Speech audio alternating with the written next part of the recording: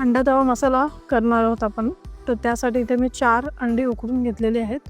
कोथिंबीर घेतली आहे, मिरची, 1 कांदा, 1 टोमॅटो. आता हे आपण बारीक कापून घेऊया.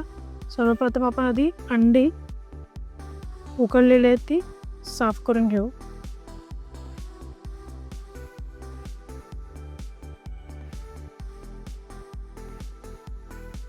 अंडी मी साफ करून घेतलेली आहेत. आता मिरच्या आपण असे स्लीट करून घेणार आहोत. असे उभे कापून घेणार आहोत.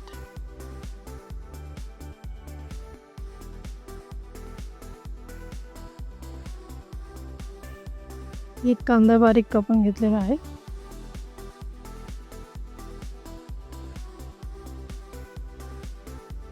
एक टोमॅटो बारीक कापून घेऊया. कोथिंबीर ही बारीक कापून घेतलेली आहे. गॅसवर मी तवा ठेवलेला आहे, त्यामध्ये मी तेल घालून घेते. तर आता तवा गरम झालेला आहे. यामध्ये आपण थोडा मसाला घालून घेऊया. थोडीशी हळद, हलकं मीठ घालणार आहोत.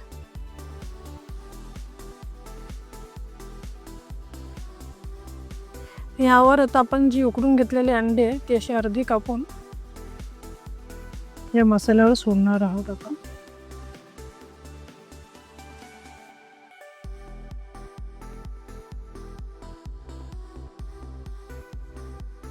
अंड्यात आपण व्यवस्थित सगळे मसाला आणि हळद वगैरे व्यवस्थित लागेल असं त्याला दोन्ही साईडने व्यवस्थित शेकून घेऊया.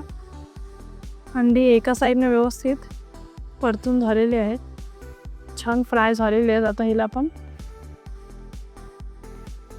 साईड चेंज करून घेऊया आपण व्यवस्थित.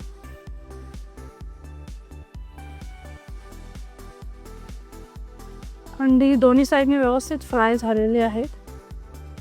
आता ही आपण काढून घेऊया एका बाउलमध्ये.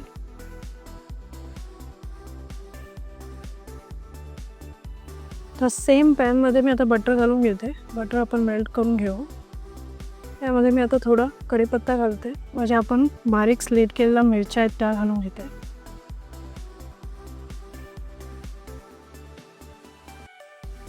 बारीक चिरलेला कांदा,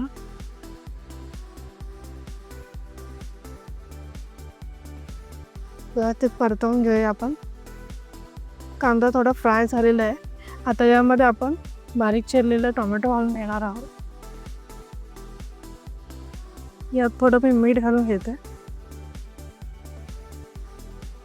कांदा टोमॅटो व्यवस्थित मऊ झालेले आहेत. आता यामध्ये आपण थोडे मसाले घालून घेणार आहोत.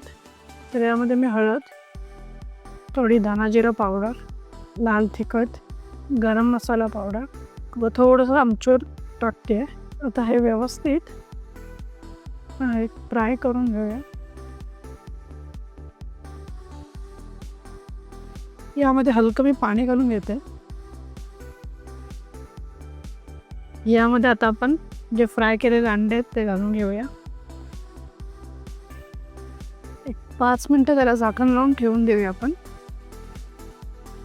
एकदम स्लो गॅसवर आणि हे काढून घेऊया.